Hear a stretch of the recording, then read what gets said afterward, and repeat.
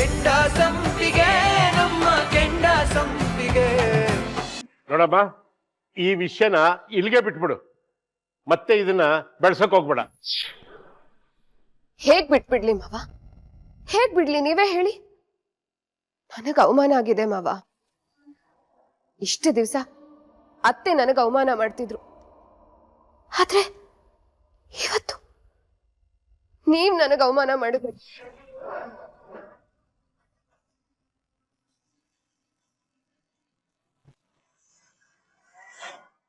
ಇಲ್ಲ ಮಾವ, ಇಲ್ಲ. ಇಷ್ಟೆಲ್ಲ ಆದ್ಮೇಲೂ ನಾನ್ ಫ್ಯಾಕ್ಟ್ರಿಗೆ ಹೋಗಲ್ಲ. ನೋಡು, ಈ ವಿಷಯ ಇಲ್ಲಿಗೆ ಬಿಟ್ಬಿಡು ಅಂತ ಹೇಳಿದ್ನಲ್ಲ, ಯಾಕೆ ಮತ್ತೆ ಮತ್ತೆ ಅದನ್ನೇ ಗೊಳುತ್ತಾ ಇರ್ತೀಯ? ನಾನ್ ಹೇಗ್ ಬಿಡೋದಕ್ಕಾಗತ್ತೆ ಹೇಳಿ? ನನ್ ಬಗ್ಗೆ ಮಾತಾಡಿದ್ರಿ, ನನ್ ಗಂಡನ್ ಬಗ್ಗೆ ಮಾತಾಡಿದ್ರಿ, ಆದ್ರೆ ನನ್ ಮಗು ಫೀಸ್ ಬಗ್ಗೆ ಮಾತಾಡಿದ್ರಲ್ಲ ಮಾವ.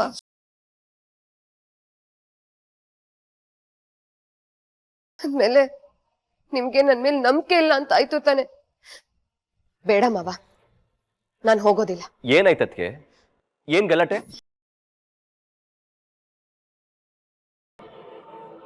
ಎಲ್ಲ ನಿನ್ನಿಂದಾನೇ ತೀರ್ಥ. ನಾನೇನ್ ಮಾಡ್ದೆ? ಏನ್ ಮಾಡ್ದೆ ಅಂತ ಕೇಳ್ತಿದ್ಯಲ್ಲ? ಎಲೆಕ್ಷನ್ ಖರ್ಚಿಗೆ ಅಂತ ನೀನು ಪೈಸೆ ಪೈಸೆ ಆಫೀಸ್ ದುಡ್ಡಿಂದ ತಗೊಂಡಿದ್ಯಲ್ಲ, ಅದ್ರ ಲೆಕ್ಕನ ಮಾವ ನನ್ನ ಹತ್ರ ಕೇಳ್ತಿದ್ದಾರೆ. ನಾನ್ ಖರ್ಚು ಮಾಡಿದೀನಿ ಅಂತ ಅನ್ಕೊಂಡಿದ್ದಾರೆ. ಏನಾಯ್ತು ಅಂತಾದ್ರು ಹೇಳಿ ಅದ್ಕೆ. ಸಾಮೂಹಿಕ ಮದ್ವೆ ಮಾಡೋದಕ್ಕೆ ನೀನ್ ದುಡ್ಡು ಖರ್ಚು ಮಾಡಿದ್ಯಲ್ಲ, ಅದನ್ನ ನಾನು ನನ್ನ ಪರ್ಸನಲ್ ಕೆಲ್ಸಕ್ಕೆ ಯೂಸ್ ಮಾಡ್ಕೊಂಡಿದ್ದೀನಿ ಅಂತ ಮಾವ ಅನ್ಕೊಂಡಿದ್ದಾರೆ. ನನಗ್ ಅವಮಾನ ಮಾಡ್ತಿದ್ದಾರೆ. ಈ ಅವಮಾನಕ್ಕೆ ಕಾರಣ ಯಾರು ಗೊತ್ತಾ? ಇವಳೇ. ಇವಳನ್ನ ನನಗ್ ಸಹಿಸ್ಕೊಳ್ಳೋದಕ್ ಆಗೋದಿಲ್ಲ. ಸಾಕಾಗ್ ಹೋಗಿದೆ ನನ್ಗೆ. ಅದ್ಕೆ ಕಾಮ್ ಡೌನ್. ಅಪ್ಪ, ನಾನೇನೇ ಹಣ ತಗೊಂಡಿದ್ರು ಕುಮಾರ್ ನಿಮ್ಗೆ ಹೇಳ್ತಾನಲ್ವಾ, ಮತ್ತೇನಕ್ಕೆ ಅದನ್ನ ಪ್ರಶ್ನೆ ಮಾಡ್ತೀರಾ? ಅದಕ್ಕೆ ನಾ ಒಂದ್ ಮಾತು ಕೇಳೋದಕ್ಕಿಂತ ಮೊದಲು ನನ್ನ ಒಂದ್ ಮಾತು ಕೇಳ್ಬೋದಿತ್ತಲ್ವ? ಇದಕ್ಕೆ ಅಮ್ಮ ನಮ್ಮ ಮನೇಲಿ ಉಳ್ಕೊಳ್ಳಲ್ಲ, ಹೋಟೆಲಲ್ಲಿ ಉಳ್ಕೊತೀನಿ ಅಂತ ಹೇಳಿದ್ದು. ನಿಮ್ದು ಯಾವಾಗ್ಲೂ ಇದ್ದಿದ್ದೆ, ಯಾವಾಗ್ಲೂ ಜಗಳ, ಯಾವಾಗ್ಲೂ ಸಮಸ್ಯೆ. ನಾನು ನನ್ನ ಕರಿಯರ್ನ ಕಟ್ಕೋಬೇಕು ಅಂತಿದ್ದೀನಿ, ನೀವೆಲ್ಲರೂ ಅದನ್ನ ಹಾಳು ಮಾಡ್ತಾ ಇದ್ದೀರಾ. ನಂಗೆ ಒಂದಿನಾನು ಈ ಮನೇಲಿ ನೆಮ್ಮದಿ ಇಲ್ಲ.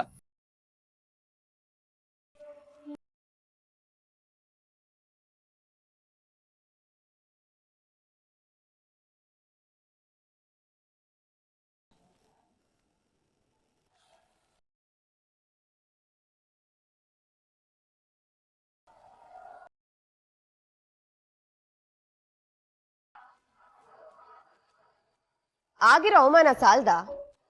ನಿನ್ ಮುಖಕ್ಕೆ ಇನ್ನೂ ಮಂಗಳಾರತಿ ಬೇಕಾ? ನಡಿ.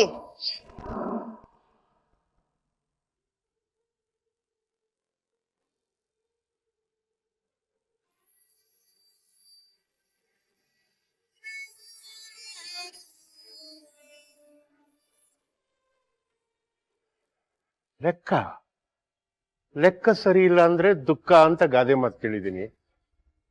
ಲೆಕ್ಕ ಸರಿ ಇದೆಯಾ ಇಲ್ವಾ ಅಂತ ಕೇಳಿದ್ದಕ್ಕೆ ಈ ಮನೇಲಿ ದುಃಖ ಜಾಸ್ತಿ ಆಗ್ತಾ ಇದೆ ಅಂದ್ರೆ ನನ್ನ ಹಣೆಯ ಬರಹ.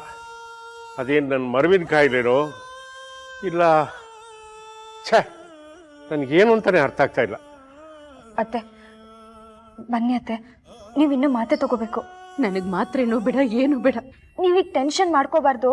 ಮಾಡ್ಕೊಂಡ್ರೆ ನಿಮ್ಮ ಆರೋಗ್ಯಕ್ಕೆ ತೊಂದರೆ ಅಂತ ಡಾಕ್ಟರ್ ಹೇಳಿದ್ದಾರೆ. ಬನ್ನಿ ಅತ್ತೆ, ಮಾತೆ ತಗೋಬೇಕು.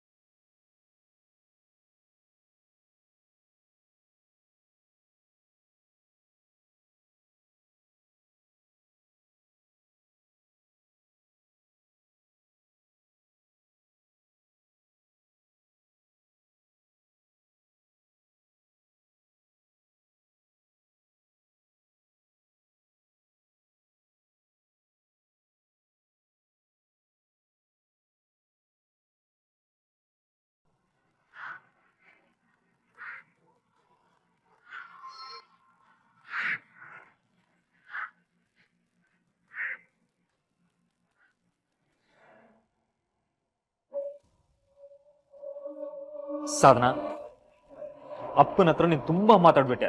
ಅಕಸ್ಮಾತ್ ಏನಾದ್ರೂ ಅವ್ರಿಗೆ ಗೊತ್ತಾಗ್ಬಿಟ್ಟಿದ್ರೆ ಏನ್ ಗತಿ? ಶಟ್ ಅಪ್ ಜೈ. ನಾನೇ ನಿನ್ ತರ ಈಡಿಯಟ್ ಅಂತ ಅನ್ಕೊಂಡಿದ್ಯಾ? ನನಗೆ ಯಾರ್ ಮುಂದೆ ಹೇಗ್ ಮಾತಾಡ್ಬೇಕು, ಏನ್ ಮಾತಾಡ್ಬೇಕು ಅಂತ ಚೆನ್ನಾಗ್ ಗೊತ್ತಿದೆ. ನಿಂಗೇನ್ ಬುದ್ಧಿ ಕೆಟ್ಟಿದ್ಯಾ? ಮನೆ ತಗೊಂಡಿರೋ ವಿಚಾರನ ಎಲ್ರ ಮುಂದೆ ಹೇಳಕ್ ಹೊರಟಿದ್ಯಲ್ಲ, ಆ ವಿಚಾರ ಯಾರಿಗೂ ಗೊತ್ತಾಗ್ಬಾರ್ದು ಅಂತ ಹೇಳಿದ್ದು ಮರ್ತೋಯ್ತಾ? ನಿನ್ಗೇನ್ ಮರುವಿನ ಕಾಯಿಲೆ ನಾ ಮಾವನ್ ತರ ಕಾಮನ್ ಸೆನ್ಸ್ ಇಲ್ಲ ನಿನ್ಗೆ? ಸಾಧನ, ನೀನ್ ಯಾಕೆ ಅಷ್ಟೊಂದು ಬೈತಾ ಇದೀಯಾ? ನೋಡು, 25 ಲಕ್ಷನ ನೀನು ಮನೆ ಖರೀದಿಗೋಸ್ಕರ ಯೂಸ್ ಮಾಡಿದ್ಯಾ ಅಂತ ನಾನು ಅನ್ಕೊಂಡಿದ್ದೆ. ಆದ್ರೆ ನೀನ್ ತೀರ್ಥನ್ ಕೊಟ್ಟಿದ್ದು ನನ್ಗೆ ಗೊತ್ತಿರ್ಲಿಲ್ಲ. ಯಾಕೆ ನಗ್ತಾ ಇದೀಯಾ? 25 ಲಕ್ಷ ನಾನು ತೀರ್ಥನ್ ಕೊಡೋದಾ? How you stupid. ಅಂದ್ರೆ ನೀನ್ ತೀರ್ಥನ್ ಕೊಡ್ಲಿಲ್ವಾ? Of course not. ನಾನು ಆ ದುಡ್ಡನ್ನ ನನ್ನ ಮನೆ ಖರ್ಚು ಮಾಡಿದೀನಿ. ಮತ್ತೆ ಅಪ್ಪನ ಹತ್ರ ನೀನು ತೀರ್ಥನ್ ಕೊಟ್ಟಿದ್ದೆ ಅಂತ ಹೇಳಿದೀಯಲ್ಲ? ಅದು ನಿಮ್ಮಪ್ಪನ್ನ ಕನ್ಫ್ಯೂಸ್ ಮಾಡೋದಕ್ಕೆ. ಹಾಗ್ ಮಾಡದೆ ಹೋಗಿದ್ರೆ ಕಂಪ್ನಿನ ನನ್ನಿಂದ ಕಿತ್ಕೋತಿದ್ರು. ಒಂದ್ ತಿಳ್ಕೊ ಜೈ, ಪ್ರಶ್ನೆ ಮಾಡೋರ್ ಟೋನ್ಗಿಂತ ಉತ್ತರ ಕೊಡೋರ್ ಟೋನು ಜೋರಾಗಿದ್ರೆ ಪ್ರಶ್ನೆ ಮಾಡೋರು ಆಟೋಮ್ಯಾಟಿಕ್ ಆಗಿ ಬಾಯಿ ಮುಚ್ತಾರೆ. ಸಾಕು ಸುಮಾ. ತಿನ್ನಿ ಅತ್ತೆ, ಮಾತ್ರೆ ನುಂಗ್ಬೇಕು. ಅತ್ತೆ, ನೀವ್ ಈ ಮನೆ ಶಕ್ತಿ. ನನಗ್ ಧೈರ್ಯ ಹೇಳೋರೆ ನೀವು. ನೀವೇ ಹೀಗೆ ಕಣ್ಣೀರ್ ಹಾಕ್ತಾ ಕೂತ್ರೆ ನನಗ್ ಕಷ್ಟ ಆಗತ್ತೆ ಅತ್ತೆ. ಇಲ್ಲಮ್ಮ, ನೋವು ಚುಚ್ಚು ಮಾತುಗಳು ನನಗೇನು ಹೊಸ್ತಲ್ಲ. ತುಂಬಾ ವರ್ಷಗಳಿಂದ ನಡ್ಕೊಂಡು ಬರ್ತಾ ಇದೆ. ಸಾಕು. ಕೊನೆ ತುತ್ತತ್ತೆ, ಮಾತ್ರೆ ನುಂಗ್ತೀರಲ್ವಾ? ಸಾಕು.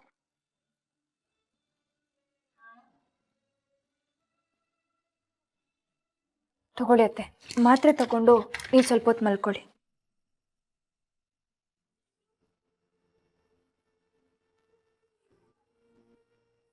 ಮಾವ, ದಯವಿಟ್ಟು ಅತ್ತೆ ಜೊತೆ ಕೋಪದಿಂದ ಮಾತಾಡಬೇಡಿ. ಅವ್ರಿಗಾಗ್ಲೇ ಬೇಜಾರಲ್ಲಿದ್ದಾರೆ. ನಿಮ್ ದಮ್ಮಯ್ಯ ಅಂತೀನಿ. ನೋಡಮ್ಮ, ಅವಳನ್ನ ಮದುವೆಯಾಗಿ 2 ವರ್ಷ ಹೋಯ್ತು ಅಂದರೆ 40 ವರ್ಷ ಆಯಿತು. ಅವತ್ತಿನಿಂದ ಇವತ್ತಿನವರೆಗೂ ಕಣ್ಣಿನ ರೆಪ್ಪೆಲ್ಲಿ ಇಟ್ಕೊಂಡು ಅವಳನ್ನ ಸಾಕಿ. ಅವಳ ಹತ್ರ ಹೆಂಗೆ ಮಾತಾಡಬೇಕು, ಹೆಂಗೆ ನಡ್ಕೋಬೇಕು ಅನ್ನೋ ಪಾಠನ ನಾನು ನಿನ್ನಿಂದ ಕಲ್ತ್ಕೋಬೇಕಾಗಿಲ್ಲ. ಅಯ್ಯೋ, ನನ್ ಮಾತಿನ ಅರ್ಥ ಅದಾಗಿರ್ಲಿಲ್ಲ ಮಾವ. ಅದು ನೋಡು, ಮನೆ ಯಜಮಾನಿ ಆಗಕ್ಕೆ ಬರಬೇಡ. ಅಡುಗೆ ಮನೆ ಕೆಲಸ ಏನಿದೆಯೋ ಅದನ್ನು ಮಾತ್ರ ನೋಡ್ಕೊ, ಹೋಗು.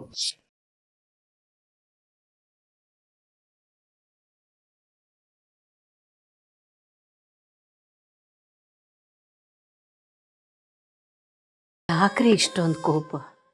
ನನ್ ಮೇಲ್ ಕೋಪನ? ನನಗೆ ಯಾರ ಮೇಲೂ ಕೋಪ ಇಲ್ಲಪ್ಪ. ಅದು ನನಗೆ ನನ್ನ ಮೇಲೇನೆ ಕೋಪ.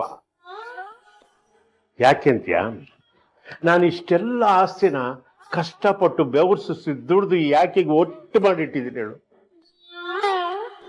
ನನ್ನ ಮಕ್ಕಳು ಸುಖವಾಗಿ ಬದುಕಲಿ, ಇನ್ನೊಬ್ಬರ ಹತ್ರ ಕೈಯೊಡ್ಡು ಬದುಕೋದು ಬೇಡ, 4 ಜನದ ಎದುರುಗಡೆ ಎದೆ ಉಬ್ಬಿಸ್ಪಾಡ್ಲಿ ಅಂತ ತಾನೆ.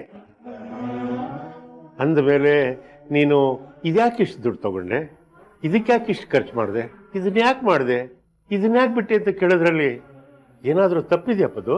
ನೀವು ಪ್ರಶ್ನೆ ಮಾಡ್ಲೇಬೇಕು ರೀ, ಅದ್ರಲ್ಲಿ ಯಾವ ತಪ್ಪೂ ಇಲ್ಲ. ಅಂದಮೇಲೆ ನಾನು ಸರಿಯಾದ ದಾರಿಯಲ್ಲಿ ನಡೀತಾ ಇದ್ದೀನಿ ತಾನೆ? ಖಂಡಿತ ರೀ, ನೀವು ಯಾವ ತಪ್ಪು ಮಾಡ್ತಾ ಇಲ್ಲ. ಪ್ರಶ್ನೆ ಕೇಳಲೇಬೇಕು. ಮತ್ತೆ ಯಾಕೆ ಈ ನನ್ನ ಮಕ್ಕಳು ನನಗೆ ಕಾಣ್ದಂಗೆ ದುಡ್ಡು ತಗೊಳ್ತಾರೆ? ನಾನು ಏನು ಮಾಡಬೇಕು, ಯಾವ ನಿರ್ಧಾರ ತಗೋಬೇಕು ಅಂತ ನನಗೆ ಅರ್ಥನೇ ಆಗ್ತಾ ಇಲ್ಲಪ್ಪದ್ದು. ನೋಡಿ, ಒಬ್ಬ ತಂದೆಯಾಗಿ, ಈ ಮನೆ ಯಜಮಾನನಾಗಿ ನೀವು ಯಾವುದೇ ನಿರ್ಧಾರ ತಗೊಂಡ್ರು ಅದಕ್ಕೆ ನನ್ನ ಒಪ್ಪಿಗೆ ಇದೆ ಅಲ್ವಾ? ಪದ್ದು, ನೀನು ಇಷ್ಟ ಹೇಳ್ದಲ್ಲ, ನನ್ನ ಮನಸ್ಸಿಗೆ ಎಷ್ಟೋ ಸಮಾಧಾನ ಆಯ್ತು ಕಣೆ. ನನ್ನ ಮಕ್ಕಳು ಹಣ ಖರ್ಚು ಮಾಡೋದ್ರಲ್ಲಿ ನನಗೆ ಯಾವುದು ಬೇಜಾರಿಲ್ಲ ಕಣೆ. ಆದರೆ ನನಗೆ ಕಾಣ್ದಾಗೆ ನನ್ನ ಕಣ್ಣಿಗೆ ಮಣ್ಣಿರ್ಚಿ ಮೋಸ ಮಾಡ್ತಾ ಇದ್ದಾರಲ್ಲ, ಅದನ್ನು ನೆನೆಸ್ಕೊಂಡಾಗ ನನ್ನ ಮನಸ್ಸು ತುಂಬ ದುಃಖ ಆಗುತ್ತೆ. ಇದಕ್ಕೊಂದು ಸರಿಯಾದ ದಾರಿ ಹುಡುಕ್ಲೇಬೇಕು, ಇದಕ್ಕೊಂದು ನಿರ್ಧಾರ ತಗೋಬೇಕು. ಒಂದು ಗಟ್ಟಿಯಾದ ನಿರ್ಧಾರ ನಾನು ತಗೊಳ್ತೀನಿ ಪದ್ದು, ತಗೊಳ್ತೀನಿ.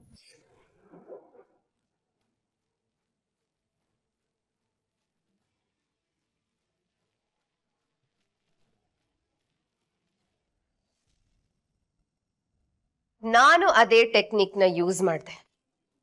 It work. ನಿಮ್ಮಪ್ಪ ಕನ್ಫ್ಯೂಸ್ ಆದ್ರು, ಆ ವಿಷಯನೇ ಮರ್ತು ಬಿಟ್ರು. ಈಗ ಆ 25 ಲಕ್ಷದ ಲೆಕ್ಕಕ್ಕೆ ನಿನ್ ತಮ್ಮನೇ ಹೊಣೆ ಆದ. ಕಟ್ತಾನೆ ಬಿಡು. ಏನ್ ಸೂಪರ್. ಬಾಜಾನು, ಅಯ್ಯೋ ಏನಾಯ್ತು? ದುಡ್ಡೇನಾದ್ರೂ ಬೇಕಿತ್ತಾ? ಇಲ್ಲ ಅದಕ್ಕೆ ನಿಮ್ಗೆ ಅವಮಾನ ಆಯ್ತಲ್ಲ, ನನಗೆ ತುಂಬಾ ಬೇಜಾರಾಯ್ತು. ಅವಳು ಇಷ್ಟು ದಿನ ನನ್ನ ಲೈಫಲ್ಲಿ ಸುಭಾಷ್ ಲೈಫಲ್ಲಿ ಆಟ ಆಡ್ತಾ ಇದ್ಲು, ಈಗ ನಿನ್ ಲೈಫಲ್ಲೂ ಆಟ ಆಡೋದಕ್ಕೆ ಶುರು ಮಾಡಿದಾಳೆ. ತಪ್ಪು ಹೇಳ್ತಿದ್ಯಾ ಜಾನು, ನೀನು ತಪ್ಪು ಹೇಳ್ತಿದ್ಯಾ. ಸುಭಾಷ್ ಮತ್ತೆ ನೀನು ಅವಳಿಗೆ ಆಟಕ್ಕುಂಟು ಲೆಕ್ಕಕ್ಕಿಲ್ಲ. ಆದ್ರೆ ನನ್ ತಂಟೆಗೇನಾದ್ರೂ ಬಂದ್ರೆ ಅವಳಿಗೆ ನೆಲೆ ಇಲ್ದಿರೋ ಹಾಗೆ ಮಾಡ್ಬಿಡ್ತೀನಿ. ಸಾಧನಾ, ಅವಳು ನಮ್ಮ ಮನೆಯಿಂದ ಆಚೆ ಹಾಕೋದಕ್ಕೆ 100 ಪ್ಲಾನ್ ಮಾಡಿದೆ. ಅವಳು ಹೋದ್ಲಾ? ಅವಳು ಇನ್ನೂ ಇದೇ ಮನೆಯಲ್ಲೇ ಇದ್ದಾಳೆ.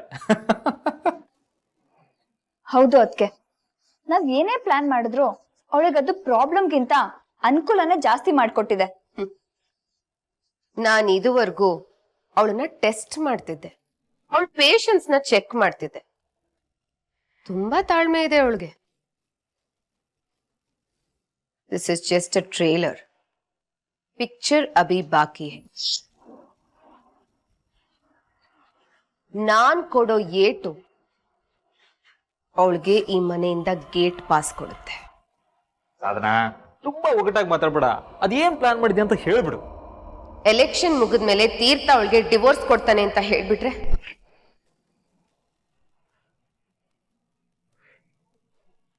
ಏಯ್, ನಿನ್ಗೆ ತಲೆ ಕಟ್ಟಿದ್ಯಾ? ಅಕಸ್ಮಾತ್ ಆ ತರ ಏನಾದ್ರು ಹೇಳಿದ್ರೆ ಮನೆ ಅಲ್ಲೋಲ ಕಲ್ಲೋಲ ಆಗುತ್ತೆ. ತೀರ್ಥ ನಿನ್ ಮೇಲೆ ಕೋಪ ಮಾಡ್ಕೋತಾನೆ ಸಾಧನಾ. ಹೌದು ಅದಕ್ಕೆ ಕೋಪ ಮಾಡ್ಕೊಂಡ್ರೆ 2 ದಿವಸ ಮಾಡ್ಕೋತಾನೆ, ಆಮೇಲೆ ನಾನು ಅವನ್ನ ಕನ್ವಿನ್ಸ್ ಮಾಡ್ತೀನಿ. ಆದ್ರೆ ಆ ಹೂ ಮಾರೋಳು ಈ ಮನೇಲಿ ಇರಬಾರ್ದು. ನಾನು ಸತ್ಯ ಹೇಳ್ತೀನಿ, ಈಗ್ಲೇ ಹೇಳ್ತೀನಿ.